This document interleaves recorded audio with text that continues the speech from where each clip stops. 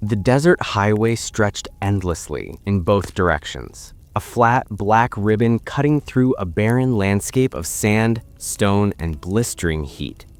My gas gauge had been dipping toward empty for longer than I wanted to admit, and each passing mile felt like another chance to be stranded in the middle of nowhere. The sun, already low on the horizon, cast an orange glow across the road that shimmered in the heat haze.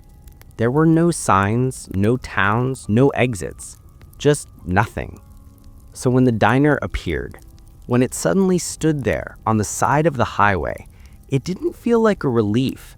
It felt like an intrusion, a mistake, a structure that didn't belong to the landscape or to reality itself. Its neon sign flickered weakly in the dying sunlight, spelling out a single word: diner. No clever name, no brand, no logo, just diner.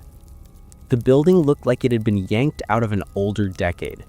A chrome exterior dulled by sun damage, wide windows reflecting the empty desert, and a door with a single dangling bell above it. Something about it felt abandoned, but the neon sign continued flickering with a weak, dying pulse. I slowed the car instinctively, heart picking up. I knew better than to stop at strange places in the middle of the desert, especially ones that looked like they hadn't served food since the 60s. But my gas gauge didn't care about my fear, and the nearest known town was over 90 miles away. I pulled in. The air felt colder the moment I stepped out of the car, as if the heat couldn't penetrate the gas-stained parking lot. The desert wind that had been whipping sand for the last hour suddenly stilled completely.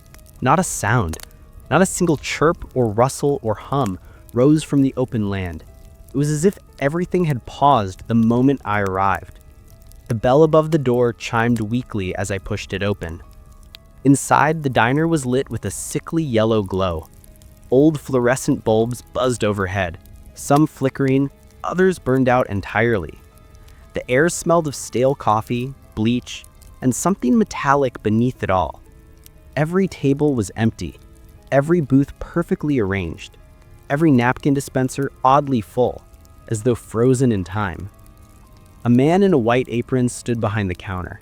His back was turned to me as he scrubbed something with a rag that looked far too dark to be grease.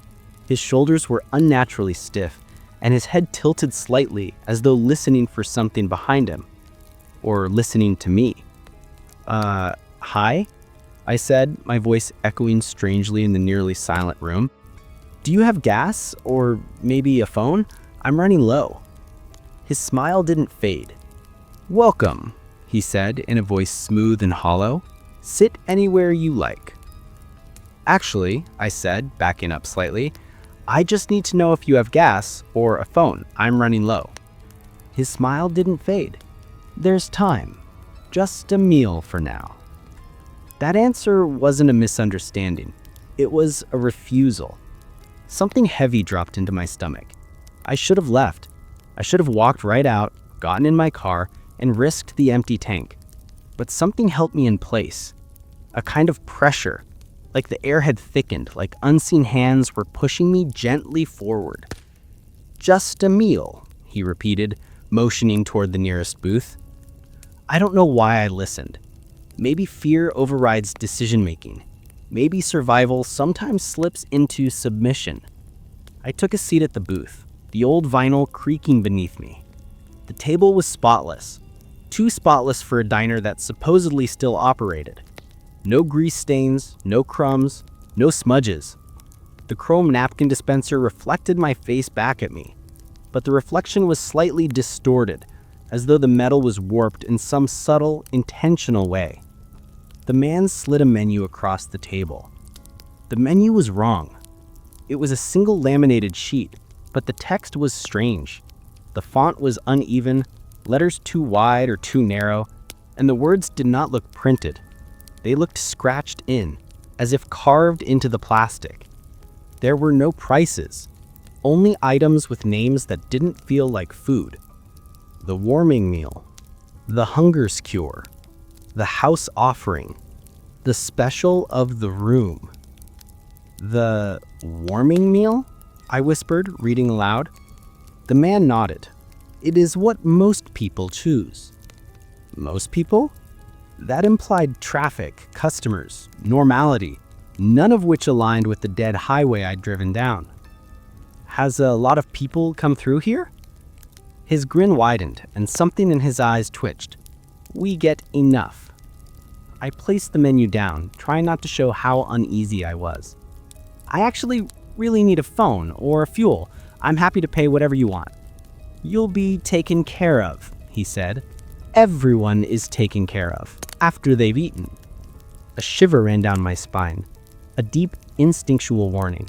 I could feel it crawling beneath my skin. My eyes drifted toward the hallway at the back of the diner. It was dark, far darker than a hallway should have been in a place with dozens of fluorescent lights. The darkness seemed to swallow the light, absorbing it instead of reflecting it. A sign hung above the hallway entrance, "Employees only." And below that, someone had scratched words into the metal. "The room is never empty." "What's back there?" I asked before I could stop myself. "Storage," he said quickly, too quickly. "Nothing for customers to worry about." His hand tightened around the rag he'd been holding, knuckles whitening. The rag dripped something dark and thick onto the counter. It wasn't grease. I knew that smell now. I knew the metallic tang. My stomach twisted. "Look, I said, standing up. "I'm really sorry, but I really need—" The lights flickered violently. When they came back on, the man was standing right beside my booth. I hadn't heard him move, hadn't seen him step. He had simply appeared there, as if reality had skipped a moment.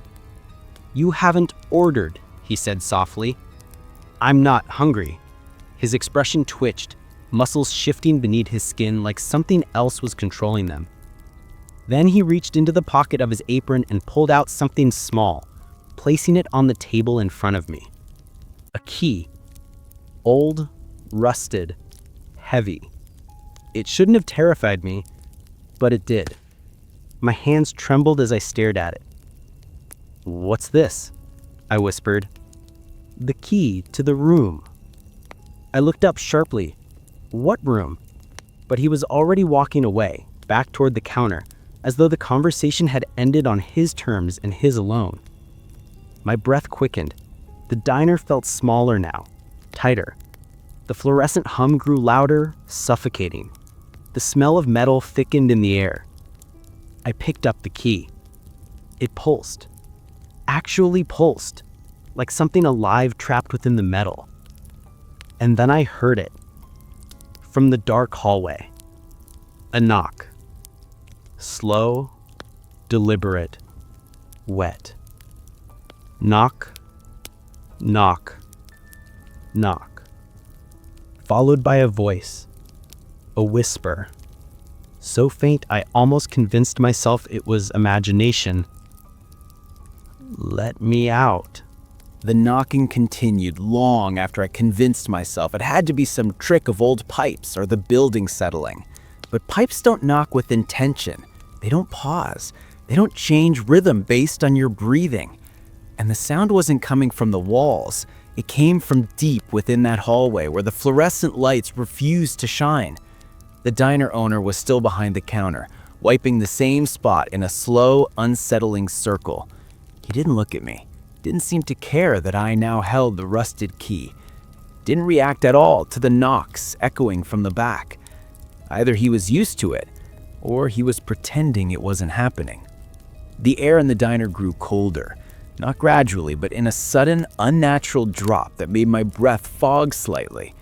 The diner was in the middle of a desert. There was no logical way it could be this cold. Something pressed against the edges of my mind, a pressure that whispered, "You're not alone." I forced myself to stand. The vinyl booth groaned behind me, echoing far too loudly in the silent room. My legs felt heavy with an instinct that screamed not to move, not to approach the darkness.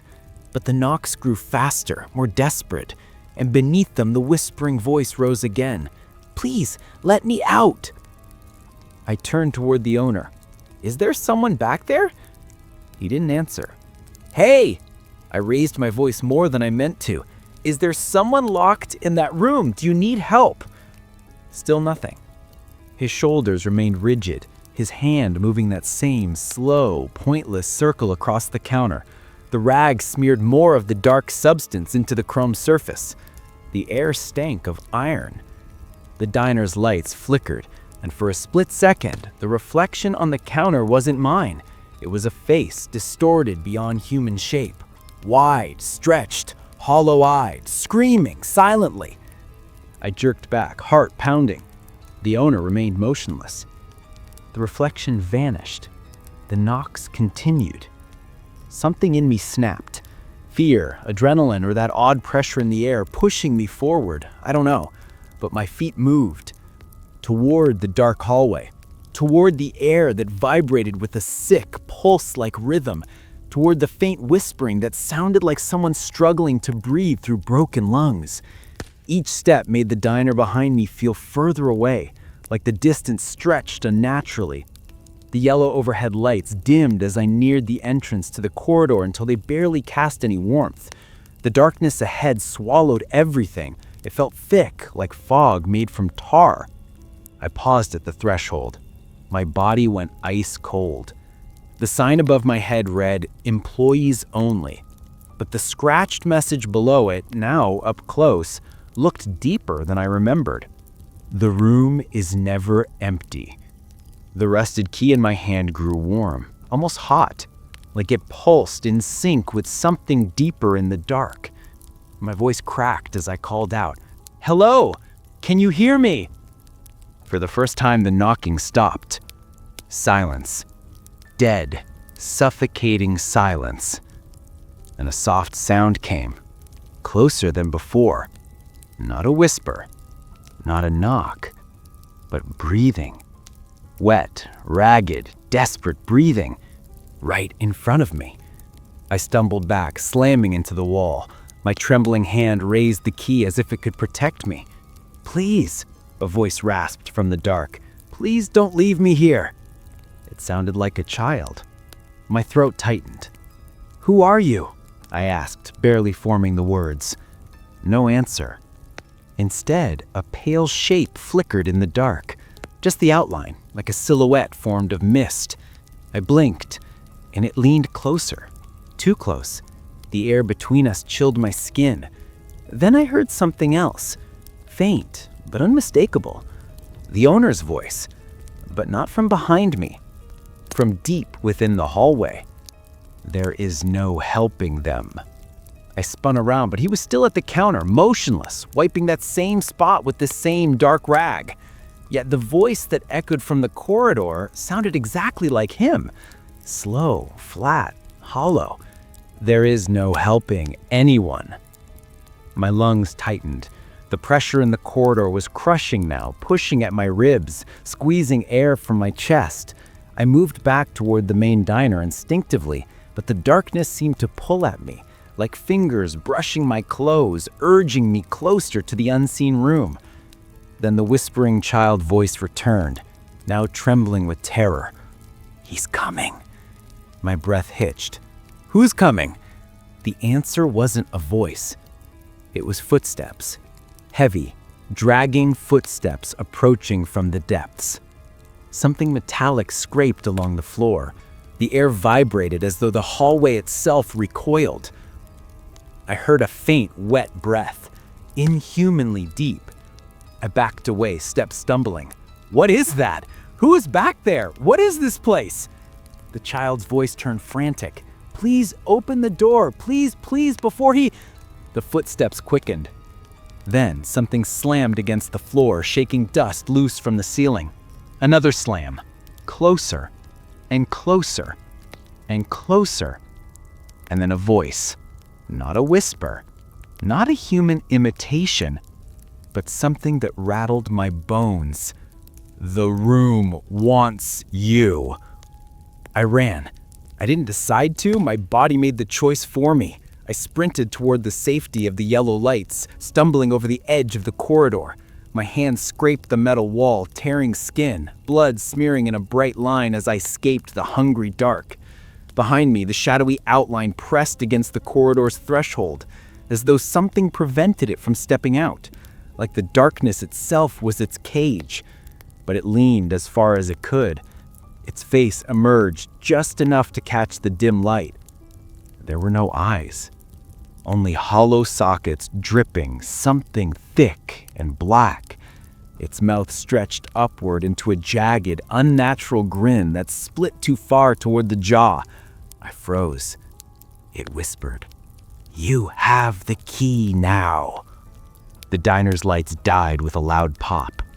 The entire building plunged into darkness, and from the corridor, deeper now, a door creaked open, slowly, violently resisting its own hinges.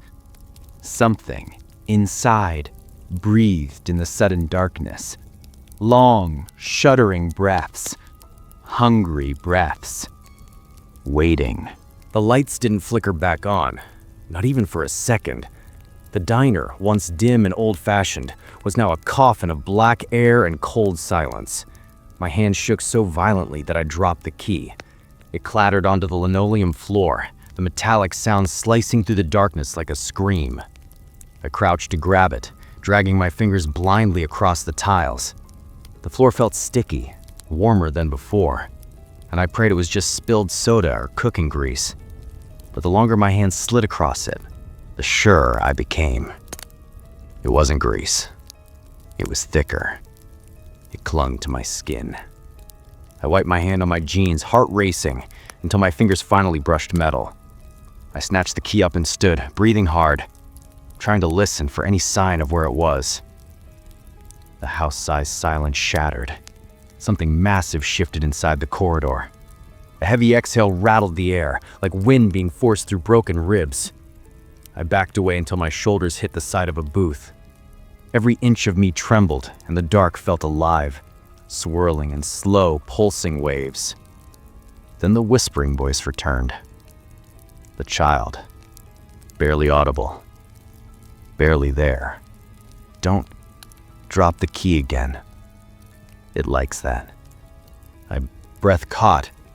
What is it? What's in that room? Silence.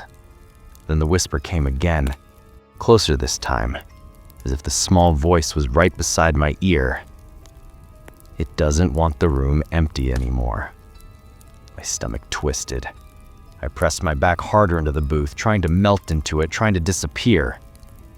The corridor groaned, not the floorboards, the air itself, like the hallway inhaled. And then, click. The sound was unmistakable. A door unlocking itself. The key in my hand jolted warm, then hot, like it was reacting to something. It pulsed violently as though it were alive. No, I didn't open anything. I didn't... Click. Another lock turning. Then another. Click. Click. Click. Too many locks to belong to a normal door. Too many for any door built for humans. My ears rang as the darkness in the hall deepened, black so thick it looked like moving ink. Something stepped forward inside it. The floor trembled under the weight. I pressed harder into the booth, feeling for my phone, hoping for a flashlight. Dead. The battery was at 70% minutes ago. Now it wouldn't even turn on. Why is this happening? My whisper cracked in the empty diner. Why me? The child voice floated up again, weak, trembling. It chooses who hears it. And it hears you. My heart slammed against my ribs. My mouth went dry. What is it? What hears me? The breathing from the corridor deepened, vibrating the metal rims on the tables. Something dragged across the hall floor, slow, deliberate, like claws scraping tile. Then a voice, low, guttural, and thick with something wet, seeped into the dark. Bring me back. My knees nearly gave out. I clamped my mouth over my mouth to stop a scream. The key burned hotter, searing my palm until the pain made tears spill from my eyes. I tried to drop it, but my fingers wouldn't release. It was sticking to my skin, melting into it. The corridor exhaled again, a roar of cold air blasting into the diner. Chairs slid an inch, menus fluttered, the mustard and ketchup bottles toppled over and rolled. And then, boom. Something slammed into the walls inside the corridor, shaking dust loose from the rafters. The entire diner vibrated like a freight train thundered through. Another slam, and another. Then the child voice pleaded, "Hurry, before it gets out, before the door finishes opening, before it finds you." My hand throbbed with heat. I looked down, though I could barely see anything, but the outline of the key glowed faintly against my skin, like it was feeding off my pulse. "What do I do?" I whispered, throat trembling. "Tell me what to do." "You can't close the door. No one ever has." That wasn't comforting. Not at all. "But you can choose," the voice continued, now softer. "You give the room what it wants, or let it take what it wants." "What does it want?" I asked. The corridor answered instead. A low, grumbling growl rolled out, deep enough to rattle the windows. A chilling wave of pressure hit me, forcing me down to one knee. My ears popped violently, like the air had suddenly thickened to concrete. The diner's metal napkin dispenser slid slowly toward the hallway, as if gravity itself was bending. This wasn't just a room. It was a mouth, waiting to swallow something, waiting for someone. No, this can't be real. The child's voice strengthened, desperate. "It's real. It's always been real. They built the diner around it to hide it, to feed it." My breath froze as the truth registered. The diner wasn't old-fashioned. It wasn't nostalgic. It was a disguise. The corridor groaned again, louder, sharper. The far end glowed faintly with a red light that pulsed in rhythm with the key stuck to my hand.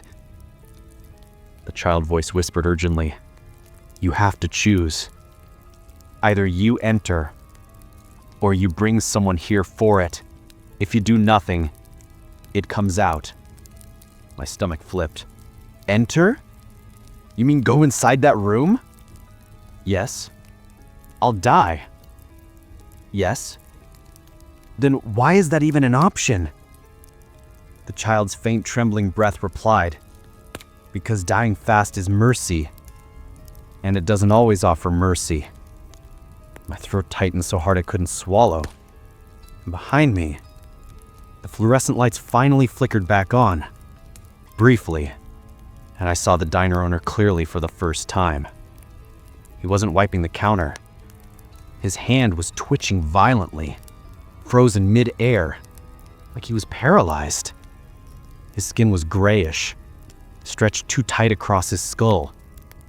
His lips were moving silently, repeatedly forming the same words. I stepped closer.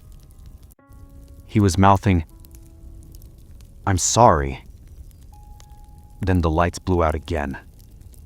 A horrifying animalistic howl erupted from the corridor, loud enough to make the tables jump. And then the door finished opening. I didn't need light to feel it. The air burst outward in a shockwave of freezing dread, like 1,000 voices screaming at once. My vision blurred, my chest seized. Something stepped through the threshold. Not fully. Just a hand. Long, skeletal fingers. Too many joints, dripping that same thick black fluid. The nails curved backward like hooks. It clutched the doorframe. Waiting. Choosing. And the child whispered this. "It has decided. You're the one." My head spun. No, please. "You must run," the child said, voice cracking with fear. "Run before it learns your shape." I didn't understand. Not until the creature exhaled, and the darkness moved with it, crawling along the floor toward me, like a ripple of ink spreading across water. Until the hand on the doorframe tightened, and the nail screeched across metal, sending sparks. And then the voice, impossibly close, growled, "Your shape is mine." I ran. I didn't think. I ran blindly toward the exit, crashing into tables, knocking over chairs, slipping on the sticky floor. The key seared my palm with every heartbeat, like it was imprinting something into me, something permanent. The howl behind me shook my bones.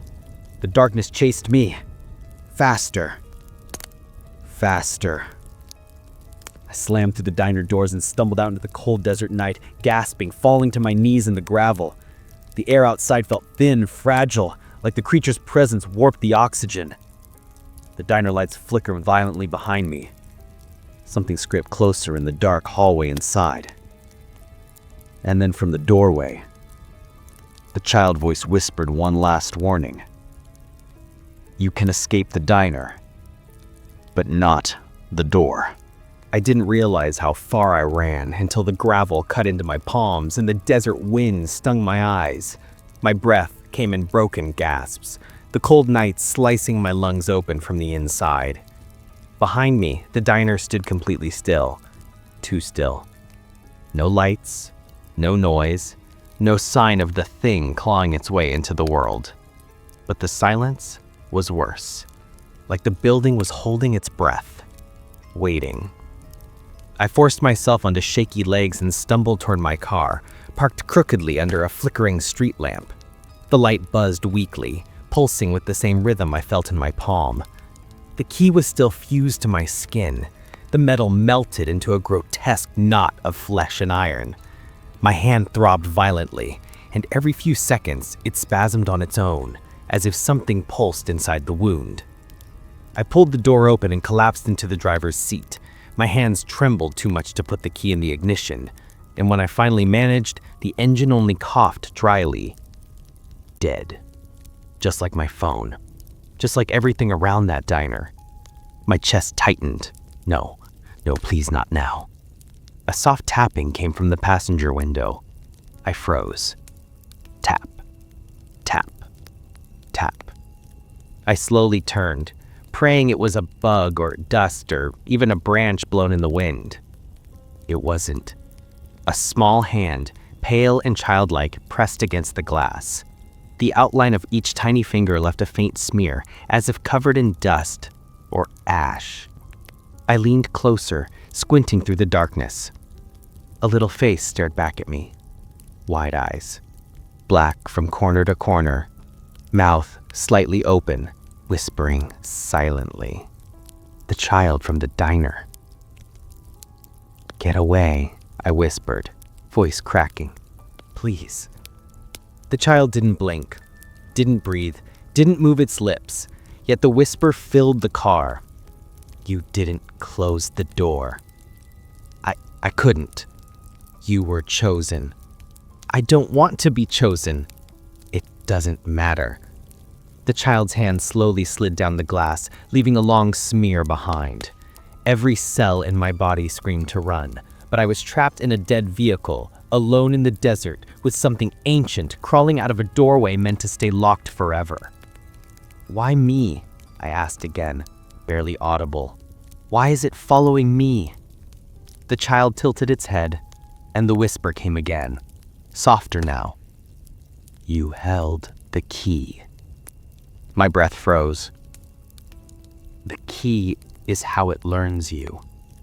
The metal embedded in my flesh pulsed sharply, as if responding to its name.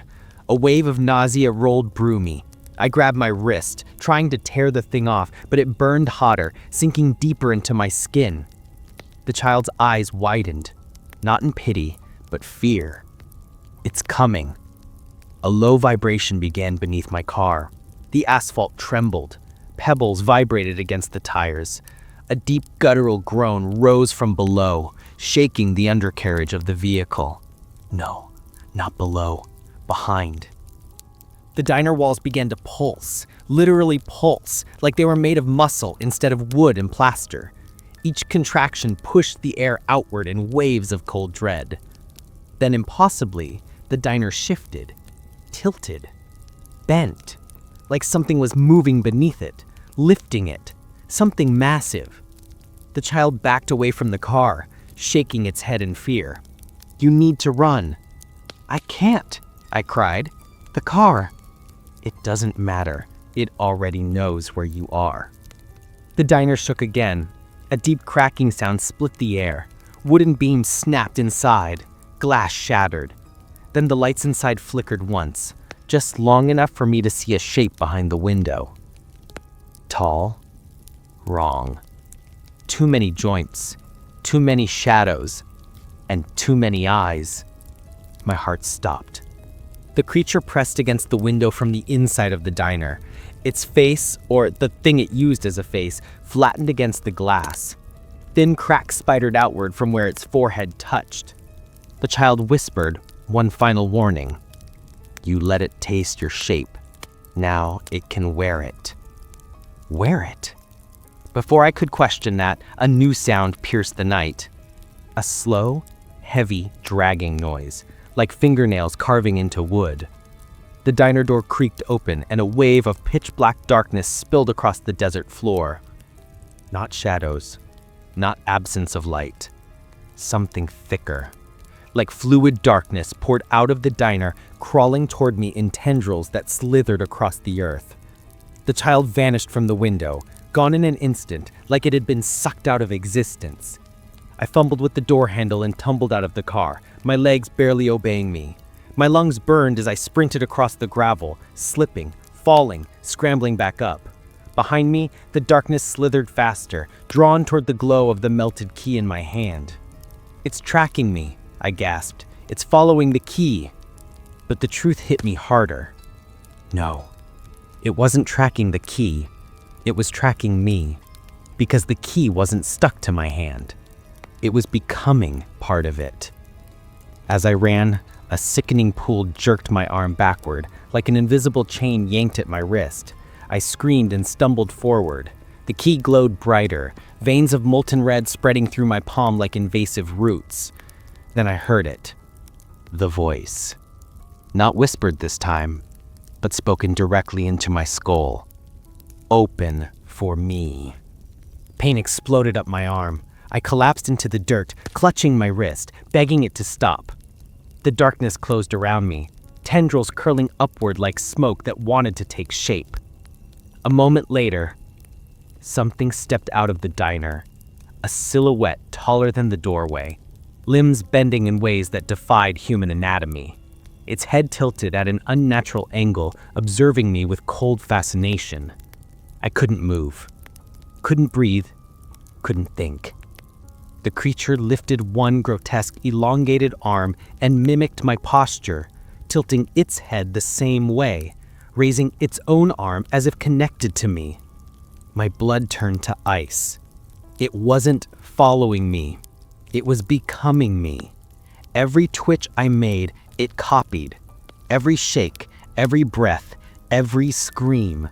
Its shape cracked and stretched with each movement, bones snapping loudly as they rearranged to match my form. My legs gave out completely. I crawled backward until my spine slammed against a large boulder. The creature stepped closer, and with each step its body smoothed. Less monstrous. More human. No. More like me. The key pulsed violently in my palm, as if synchronizing with the creature's transformation. The creature bent down to look at me face to face, and my own face stared back.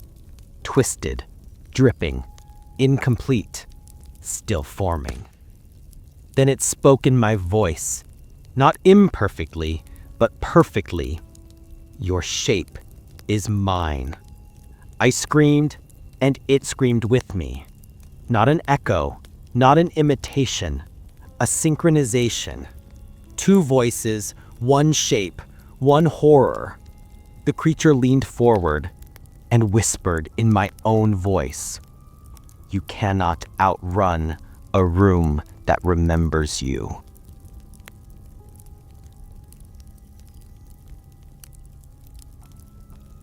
The storm hadn't let up. Rain came down in sheets that hammered the diner roof like thrown gravel, each impact vibrating through the collapsing walls. The interior lights flickered, weak, resigned pulses, casting intermittent shadows over the overturned chairs, the smeared floor tiles, and the streaks of something dark that led from the dining room to the back hallway. I locked the bolt on the office door behind me, though I knew it wouldn't matter. Nothing as old and rust-pocked as a diner door could stop whatever lived beneath this place. My clothes were soaked, my hands trembling, and my boots left wet, muddy tracks across the cracked linoleum. I pressed my ear to the door anyway, listening. Nothing. Not the hum of the neon sign, not the sizzle of the broken kitchen line, not the dragging, scraping footsteps that had stalked me earlier. Just silence. A thick, suffocating vacuum of sound. I should have left hours ago. Should have turned the car around the moment I saw the diner's sign flicker to life, like it had been waiting for me.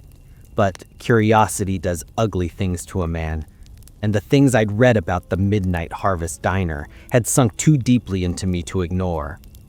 The disappearances, the stories about the freezer door that never opened from the outside, the rumors of a room that wasn't supposed to exist. And now I knew the rumors were true, and the truth was so much worse. The office walls were wrong. The room smelled of mildew and copper. A metal desk leaned crookedly against the far wall, dented like something had slammed into it repeatedly. Papers were scattered everywhere. Old guest logs, invoices, health inspection forms stamped and crossed out and stamped again. The flashlight beam skimmed over the mess until it landed on the one thing that made my stomach fold into itself. A Polaroid. Fresh.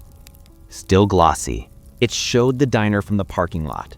My car, headlights still warm, window cracked open just a sliver. Someone had taken this picture minutes ago. Someone who was close enough to touch the glass. I dropped the photo like it burned and stepped back, breath catching in my throat. My elbow bumped into the desk drawer. It rattled open on its own, revealing another handful of Polaroids, each one showing different travelers I'd never met, frozen mid-bite, mid-conversation, mid-laugh.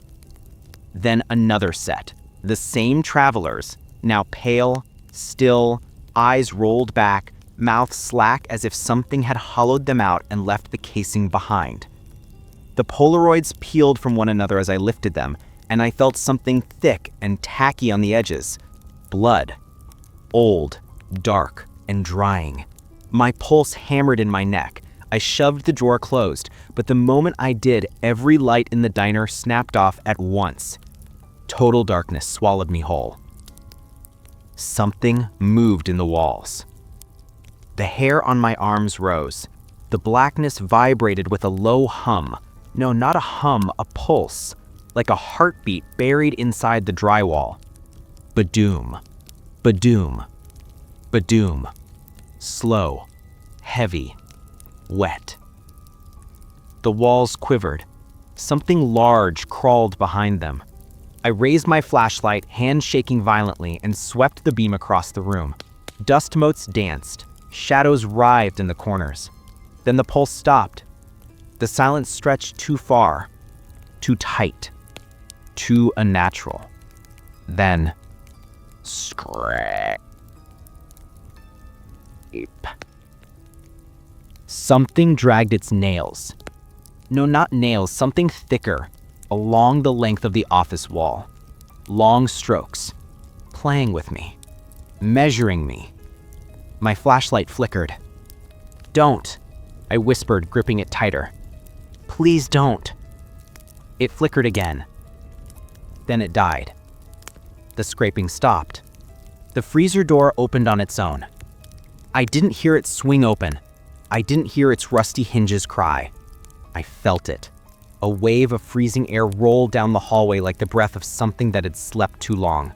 The temperature dropped so fast my breath fogged instantly, forming trembling clouds in the pitch dark.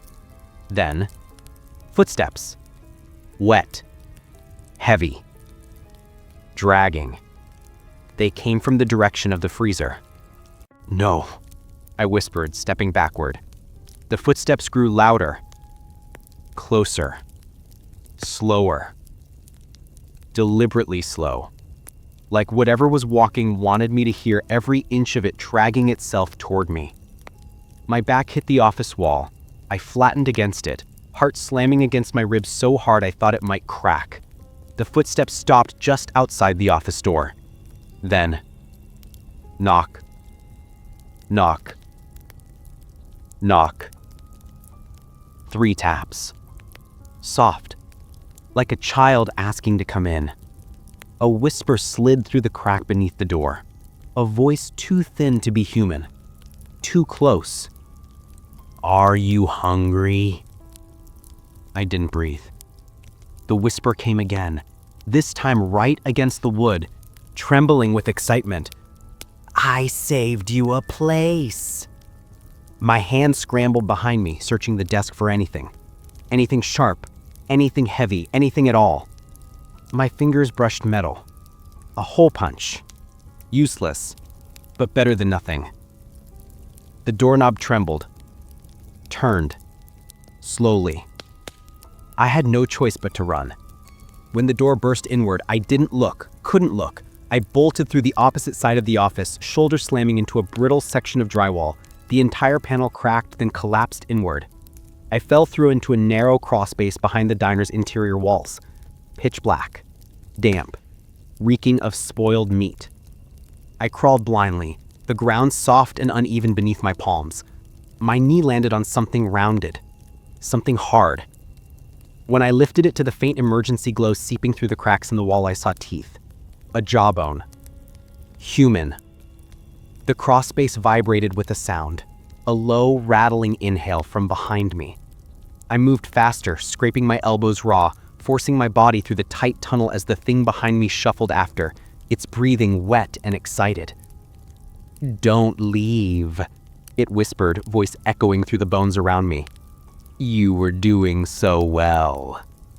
The crawl space sloped downward, deeper, beneath the diner, towards something colder than the storm outside. I clawed at the earth, slipping, sliding, panting. Behind me, the thing crawled faster than anything that size should have been able to do. Then, empty space. The ground opened beneath me. I dropped. The room no one survived. I landed on concrete with a bruising thud. Pain shot up my arms, but I forced myself to roll into a crouch. I'd fallen into the room. The secret room. The freezer wasn't the secret. The office wasn't the secret. The room everyone whispered about, the one no inspector ever found, was here, below, hidden in the dark underbelly of the diner. And it was enormous.